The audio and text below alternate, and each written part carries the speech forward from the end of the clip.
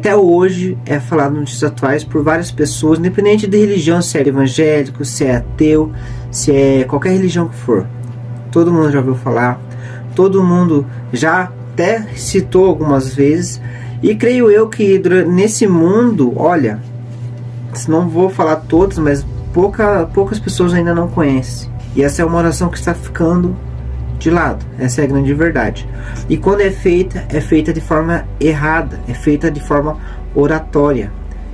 Pai nosso que estás no céu, santificado seja o teu nome. A gente sabe de cor, então muitas pessoas hoje falam assim, ó, aquele texto, mas não se dão a devida importância nas palavras que Jesus dá nessa oração. Jesus ensina a orar. E Jesus ele está nessa oração abrindo leque para quem é mais estudioso e para quem é leigo, que não conhece as escrituras. Mas ele ensina uma oração simples, extremamente eficaz, extremamente poderosa. E se você soubesse a importância que essa oração tem, você ia orar diferente.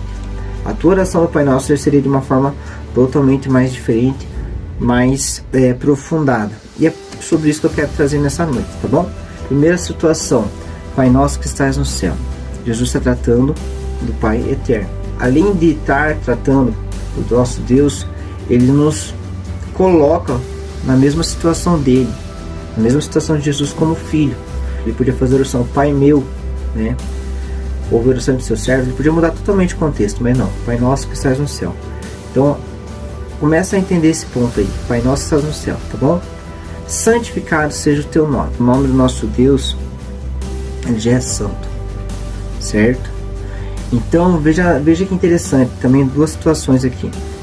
Seja o teu nome. Jesus não dá o nome de Deus, nós trazemos, né, como Deus, mas é o grande, para muitos, o grande mas como é que é o nome de Deus verdadeiro? É Yeshua, é o grande eu sou, porque muitas vezes Deus se trata como o grande eu sou.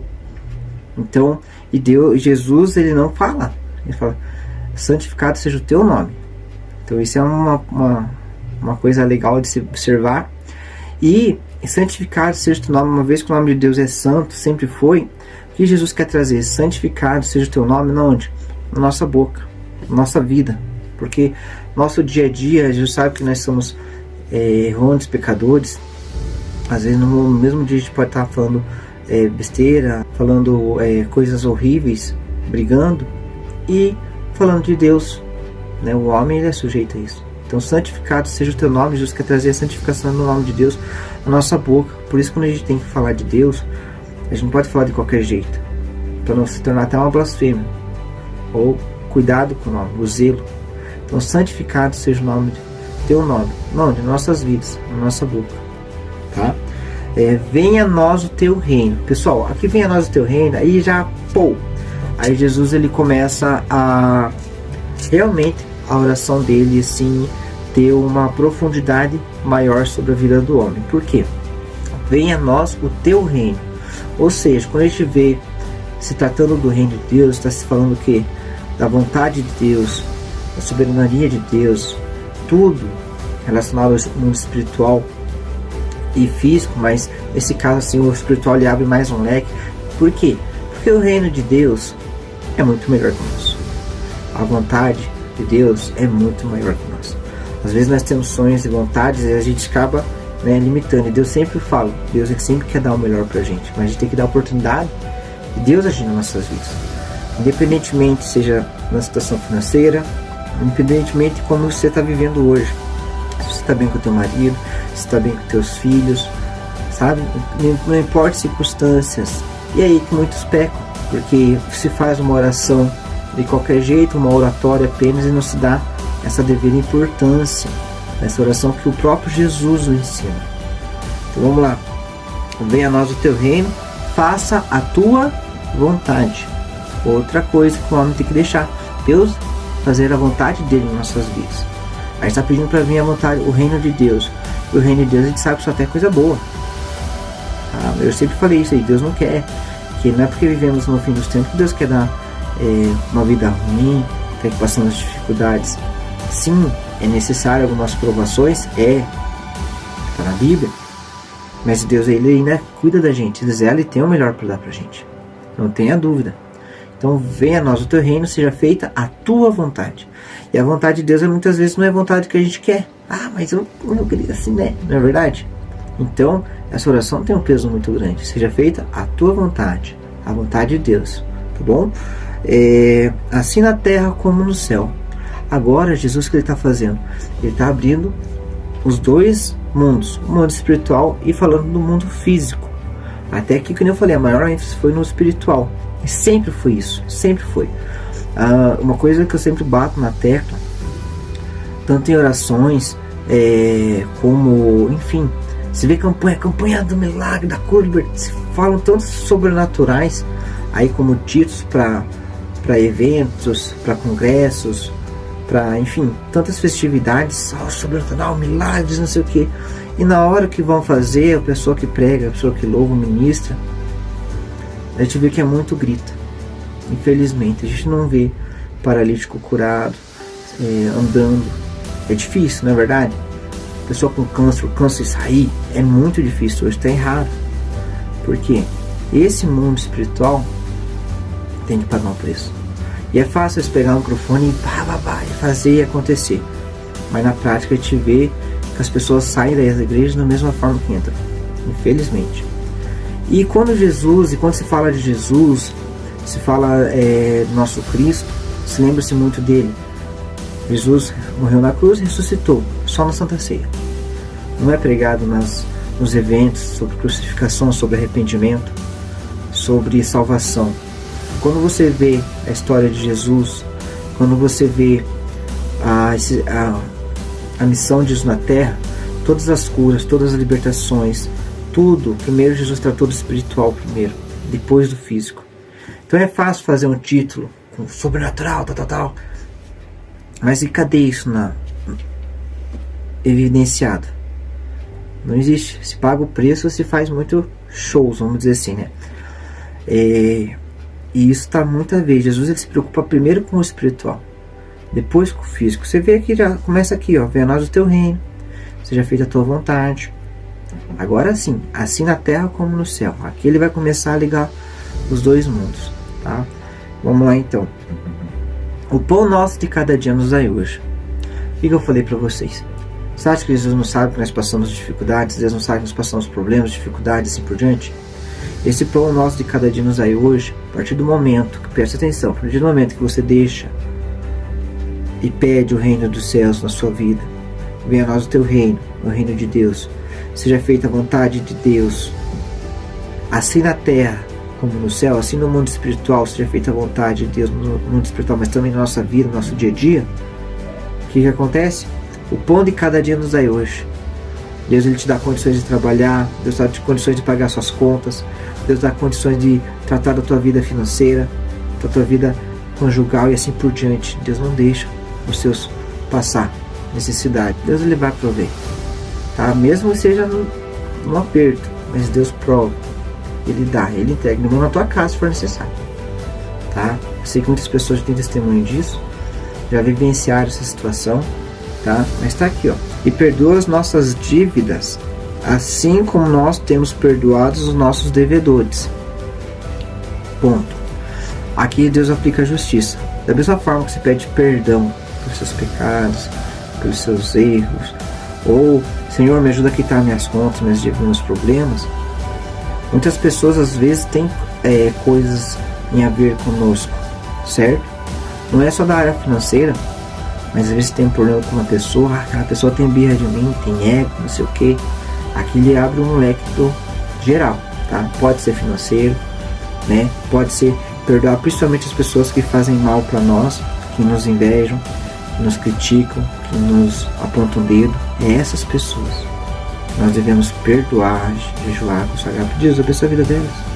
Ah, mas estão tacando pedra nas costas. Abençoe a vida delas, sabe? Então perdoa as nossas dívidas, assim como nós perdoamos os nossos devedores, tá? Ou quem nos tem ofendido, tem uma outra versão, quem nos ofende, quem nos agride. Então, pessoal, às vezes você quer que Deus te abençoe, mas você não gosta de fulano faz mal para você e você vira as costas e não faça isso. Jesus ensina ao contrário. Quer ser abençoado? Jesus ensina o contrário. Ore por ela. Senhor, tira todo o mal da vida dela, abençoa a vida dela. É assim que Jesus nos ensina. E não nos deixes cair em tentação. O diabo é sujo, o inimigo é sujo, ele ouve nossas orações. Ele não nos deixa orar a grande verdade, ele não nos deixa ler a Bíblia, dá sono, dá desentendimento, vai orar, cai no sono, falta a palavra. O inimigo ele faz de tudo para você não orar, faz de tudo para você não ler a Bíblia, porque são duas ferramentas poderosas na vida do ser humano, certo? E por mais que às vezes você não sabe orar, olha a oração do Pai Nosso, olha a profundidade que ela tem, tá? Então vamos lá, não nos deixes cair em tentação. O inimigo sabe que o ser humano é falho, ele vai tentar de todas as áreas. Aqueles que é na área financeira, aqueles que tem a mão leve, que não podem ver um celular no chão, que já, opa, esse é meu, né? Ou vamos dizer, nas cobiças, nas invejas, na prostituição, drogas, bebidas, ele vai agir de tudo que é maneira, tá? De tudo que é maneira, para nós cair em tentação. Ai, mas sabe aquela vontade de pecar? Não vamos nem abrir o leque do pecado. Essa vontade de pecar. Não nos deixes cair em tentação, porque o ser humano cai, sabe? Se o ser humano não caísse, não precisava ter essa parte. Não nos deixes cair, não nos deixes cair em tentação, porque isso a gente peca. Mas com Deus, orando com essa fé de forma específica, entendendo o Pai Nosso, Deus não deixa, mas livra-nos do mal. E Deus faz o quê?